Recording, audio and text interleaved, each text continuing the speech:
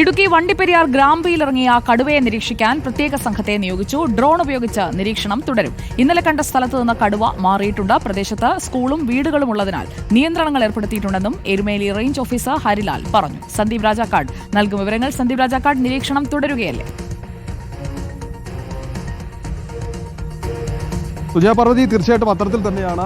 ഇതിന് താഴ്വശത്താണ് ഇപ്പോൾ കൂട് സ്ഥാപിച്ചിരിക്കുന്നത്. ഈ കൂട് സ്ഥാപിച്ചിരിക്കുന്നതിന് ഒപ്പം തന്നെ ഈ കടുവ പോയിരിക്കുന്ന കാൽപ്പാടുകൾ നോക്കി നിരീക്ഷണം ശക്തമാക്കിയിരിക്കുന്നു. അതിനൊരു പ്രത്യേക സംഘത്തെ അടക്കം നിയോഗിച്ചിട്ടുണ്ട്. ഇപ്പോൾ ഇവിടെ കാലാവസ്ഥ അല്പം പ്രതികൂലമായിരിക്കുന്നത് കൊണ്ട് തന്നെ നേരിട്ടിറങ്ങിയുള്ള തിരച്ചിലിന് ചെറിയ പ്രതിസന്ധി നേരിട്ടിട്ടുണ്ട്. ഇപ്പോൾ റേഞ്ച് ഓഫീസർ ഹരിലാൽ നമ്മോടൊപ്പമുണ്ട്. ഏത് തരത്തിലാണ് ഇപ്പോൾ ഈ തിരച്ചിൽ തുടരുന്നത്? നമ്മൾ പകല് തുടങ്ങിയത് നമ്മൾ ഡ്രോൺ വെച്ചിട്ടായിരുന്നു നമ്മൾ സ്റ്റാർട്ട് ചെയ്തിരുന്നത്. അപ്പോൾ ഈ കാലാവസ്ഥ പ്രതികൂലമായതുകൊണ്ട് ഇപ്പോൾ ഡ്രോണിൻ്റെ ഇത് നമുക്ക് നടക്കില്ല. എന്നിരുന്നാലും നമ്മൾ ഇന്നലെ കടുവയെ കണ്ട മേഖലയിലേക്ക് നമ്മൾ ഷീൽഡൊക്കെ ആയിട്ട് നമ്മൾ ഇറങ്ങിയിരുന്നു. സ്റ്റാഫ് ഇറങ്ങി നോക്കി. അപ്പോൾ ഏകദേശം കടുവയുടെ എല്ലാ സാന്നിധ്യമുണ്ട്. ഇന്നലെ നമ്മൾ കണ്ട സ്ഥലത്ത് കടുവ ഉണ്ടായിരുന്നു. അപ്പോൾ ഇനിയിപ്പോൾ നമ്മൾ ഏകദേശം നോക്കുന്നത് അതിൻ്റെ ഒരു പഗ്മ ഡയറക്ഷൻ വെച്ചിട്ട് എങ്ങോട്ടാണ് പ്രൊസീഡ് ചെയ്യുന്നുള്ള ഒരു രീതിയിൽ.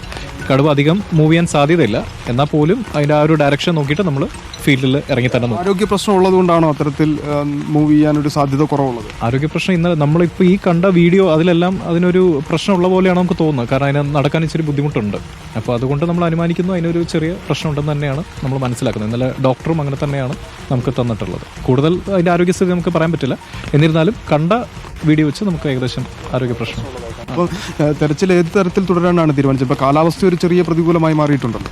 ഉണ്ട്. അപ്പോൾ എന്തായാലും നമ്മൾ ഓരോ പോയിന്റുകളിൽ നമ്മുടെ സ്റ്റാഫ് ഉണ്ടാവും. അതായത് എന്തെങ്കിലും രീതിയിലുള്ള ഒരു മൂവ്മെന്റ് സംഭവിക്കുകയാണെങ്കിൽ നമ്മളത് നോക്കും. അതിനുശേഷം കാലാവസ്ഥ അനുകൂലമാവുന്നതിനനുസരിച്ച് നമ്മൾ ഡ്രോൺ വെച്ച് ഫർദർ മോണിറ്ററിങ് നമ്മൾ തുടങ്ങി. എന്തായാലും നമ്മൾ ഈ ഭാഗങ്ങളും ഇറങ്ങിപ്പോകാൻ സാധ്യതയുള്ളതും അപ്പുറത്തെ എല്ലാ ഭാഗങ്ങളും നമ്മൾ ഇന്ന് ഫുള്ള് കോംബ് ചെയ്യും.